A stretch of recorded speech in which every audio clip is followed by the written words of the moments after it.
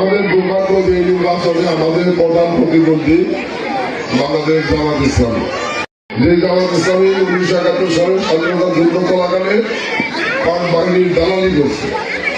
পাক বাহিনীর দালালি করে আমাদের মুক্তিযোদ্ধা করে হত্যা করেছে, আমাদের মা বোনদের ইজ্জত নষ্ট করেছে। সেই জামাত ইসলামী স্বাধীনতা 54 বছর পরে এসে আজকে আমার নির্বাচনে আমাদের প্রতিদ্বন্দ্বী হয়ে দাঁড়াইছে।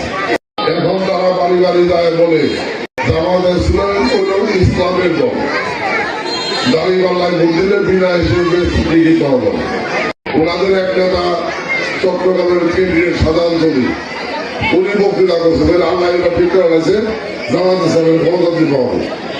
বাবা আল্লাহ ঠিক করছে, তুমি কেমন আল্লাহ আল্লাহ ঠিক যদি জামাত ইসলামের ক্ষমতা ঠিক করে থাকে ও বেড়ে দালো পেলে ওটা কেমন ফেরেছে না। এইগুলো মিথ্যা কথা বলে মানুষের বিভ্রান্ত করার চেষ্টা করতেছে। আমি গতকাল শুনলাম যে উনি 20 বছর না 25 বছর দেশের বাইরে আসিলেন। এই 5 আগস্ট শেখ হাসিনা পতনের পরে আইসে এখন কেন্দ্রে রয়েছে।